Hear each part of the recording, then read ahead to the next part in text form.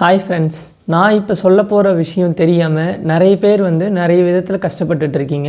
அப்படி கஷ்டப்படக்கூடாதுன்னா இந்த வீடியோவை மறக்காமல் பார்த்துக்கோங்க. இன்றைக்கி நம்ம பார்க்க போகிற topic vitamin D. Vitamin Tina என்னென்னு பார்த்தீங்கன்னா கோலிகால்சிஃபெரால்னு அதுக்கு இன்னொரு நேம் இருக்குது. இது ஒரு ஃபேட் சால்யூபிள் விட்டமின். இது காமனாக எங்கெல்லாம் கிடைக்கிது அப்படின்னு சொல்லி பார்த்தீங்கன்னா சன்லைட் எக்ஸ்போஷர் ஒரு மெயின் சோர்ஸாக இருக்குது. அதை தாண்டி பார்த்தீங்கன்னா உணவுலேருந்து எடுத்துக்க முடியும். நமக்கு விட்டமின் டி சப்ளிமெண்ட்ஸாக கேப்சூலாகவோ சிரப் ஃபார்மெட்லேயோ டேப்லெட்டாவோ இன்ஜெக்ஷனாவோ எல்லா விதத்துலையும் நமக்கு கிடைக்குது. சன்லைட் எக்ஸ்போஷரில் நம்ம ஸ்கின் படும்போது உடலுக்கு தேவையான விட்டமின் டி நமக்கு கிடைக்குது.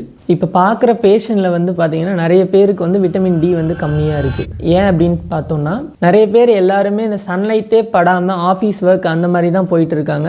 சன்லைட்டில் இருக்கிறதுக்கே பயப்படுறாங்க. எந்த ஃபிசிக்கல் ஆக்டிவிட்டியும் இல்லை, சன்லைட் படுற மாதிரியான எந்த விளையாட்டுகளும் விளையாடுறதில்லை. இதனாலே பார்த்தீங்கன்னா விட்டமின் டி டெஃபிஷியன்சி உள்ளவங்க அதிகமாகிட்டே வந்துட்டு இருக்காங்க. ஸோ சன்லைட் எக்ஸ்போஷர் ஒரு முக்கிய சோர்ஸாக விட்டமின் டிக்கு இருக்குது. இதை தவிர்த்து பார்த்தீங்கன்னா உணவு முறைகளில் வெஜிடேரியன் நான் வெஜிடேரியன் உணவுகளில் என்னென்ன மாதிரியான உணவு எடுத்தோம்னா நமக்கு விட்டமின் டி தேவையான அளவு கிடைக்கும் அப்படின்னு சொல்கிறேன். பால் மற்றும் பால் பொருள்கள், சீஸ், தயிர், மோர் இந்த மாதிரியான உணவுகள் எடுக்கும்போது தேவையான அளவு விட்டமின் நம்ம உடலுக்கு கிடைக்கும். அடுத்து பார்த்தீங்கன்னா கொழுப்பு சத்து நிறைந்துள்ள மீன்கள்னு சொல்லக்கூடிய காணாங்கெளுத்தி, மத்தி, கவலை இந்த மாதிரி மீன்கள் உணவில் நம்ம எடுத்துக்கும் போதும் நமக்கு தேவையான அளவு விட்டமின் டி கிடைக்குது. முட்டையோட மஞ்சள் கருல விட்டமின் டி இருக்குது. அதை தவிர்த்து பார்த்தீங்கன்னா ஆட்டோட ஈரலில் விட்டமின் டி இருக்குது. ஸோ இதெல்லாம் தேவையான அளவு நம்ம எடுத்துக்கும் போது நமக்கு விட்டமின் டி குறைபாடு ஏற்படாமல் இருக்கும். வெஜிடேரியன் டயட்டில் தான் நான் விட்டமின் டியை இன்க்ரீஸ் பண்ணணும் அப்படின்னு பார்த்தீங்கன்னா நீங்கள் சன்லைட் எக்ஸ்போஷரில் நின்று இன்க்ரீஸ் பண்ணலாம். நெய் எடுத்துக்கலாம்,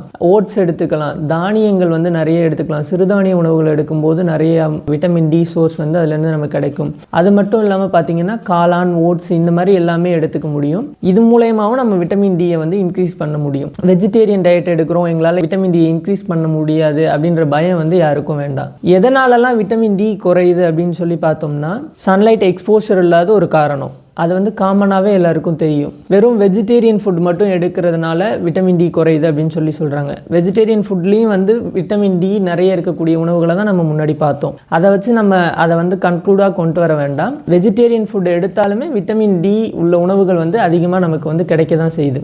நான் வெஜிடேரியன் எடுக்கிறவங்களுக்கு இன்னும் சான்சஸ் அதிகம். கம்மியான குவான்டிட்டி எடுக்கும்போதே தேவையான அளவு விட்டமின் டி கிடைக்குது. அதனால் வெஜிடேரியன் எடுக்கிற எல்லாருமே விட்டமின் டி சஃபிஷியன்சி இல்லாமல் இருப்பாங்க அப்படின்னு கிடையாது. அதுக்கடுத்து பார்த்தீங்கன்னா விட்டமின் டி கம்மியான இருக்க உணவுப் பொருட்கள் எடுக்கிறதுனாலையும் சரியான முறையில் ஊட்டச்சத்து உணவுகளை எடுக்காததுனாலையும் மைக்ரோ நியூட்ரியன்ஸ் உள்ள உணவுகளை எடுக்காதனாலையும் விட்டமின் டி டெஃபிஷியன்சி நமக்கு ஏற்படலாம். இந்த விட்டமின் டி டெஃபிஷியன்சி ஏற்படுறதுக்கான சில அறிகுறிகள் நம்ம உடம்புல தெரியும். அது என்னன்னு பார்த்தீங்கன்னா டயர்டாக இருக்கும், பாடி வீக்காக இருக்க மாதிரி ஃபீல் பண்ணுவீங்க, ஜாயிண்ட்ல பெயின் இருக்கும், மசில்ல பெயின் இருக்கும், மூட் ஸ்விங் ஆகும், பிசிஓஎஸ் கம்ப்ளைண்ட் இருக்க மாதிரியான சிம்டம்ஸ் ஃபீமேலில் தெரியும். அப்புறம் தைராய்டு இம்பேலன்ஸ் இருக்கும். இந்த மாதிரியான சிம்டம்ஸ்லாம் உங்களுக்கு இருக்கும். இப்படிலாம் இருக்கும்போது நீங்கள் பக்கத்தில் இருக்கக்கூடிய ஒரு நல்ல மருத்துவர் அணுகி இன்கேஸ் இந்த மாதிரி விட்டமின் டி குறைபாடாக இருக்குது அப்படின்னா நீங்கள் முறையான மருத்துவம் பெற்றுக்கொள்ளலாம். இல்லைனா நீங்கள் உணவில் எடுத்துக்க முடியும், சன்லைட்டில் எடுத்துக்க முடியும். இல்லை எனக்கு இப்படி இருந்தாலும் பரவாயில்ல, நான் என்னோட வேலையை தான் பார்த்துட்டு இருப்பேன் அப்படின்னு சொல்லி நீங்கள் அதிலே மூவ் ஆன் ஆகி எனக்கு பெயின் வலிச்சாலும் பரவாயில்லன்னு சொல்லிட்டு போயிட்டு இருந்தீங்கன்னா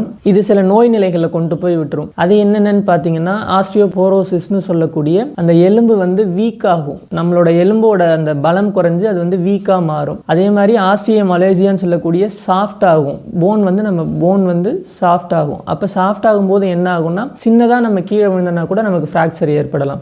ஸோ அதனால் இதெல்லாம் அவாய்ட் பண்ணணும். அதுக்கு அடுத்து குழந்தைங்களுக்கு பார்த்தீங்கன்னா ரிக்கட்ஸ்னு ஒரு நோய் வரும். பிசிஓடி சிம்டம்ஸ் ஃபீமேலுக்கு வரும். தைராய்டு கம்ப்ளைண்ட், இந்த மாதிரி ஹார்மோனல் இம்பேலன்ஸ், டயபெட்டிக் காம்ப்ளிகேஷன் இந்த மாதிரிலாம் வர்றதுனால நம்ம தேவையான உணவை நம்ம கரெக்டான அளவில் எடுத்துக்கணும். அதே மாதிரி விட்டமின் டியும் நமக்கு உடலுக்கு தேவையான சத்துல ஒன்று. அதை முறையாக பார்த்து எடுத்துக்கிறதுக்கு ட்ரை பண்ணுங்க. அது ஈஸியாக நீங்கள் செலவு பண்ணி தான் எடுத்துக்கணுன்னே கிடையாது. நமக்கு சன்லைட்லேயே இது காமனாக கிடைக்குது. ஸோ அதை அவைல் பண்ணிக்க ட்ரை பண்ணுங்க. இதை பற்றின டவுட் வேறு ஏதாவது உங்களுக்கு இருக்குது அப்படின்னா கமெண்ட் செக்ஷனில் கமெண்ட் சொல்லுங்கள். இணைந்திருங்கள் சித்தாலயாவுடன். மருத்துவர்களை நேரில் சந்தித்து ஆலோசனை பெற சித்தாலயா 31/2 ஃப்ளவர்ஸ் ரோட், அரும்பாக்கம், சென்னை 106 என்ற முகவரிக்கு நேரில் வரலாம்.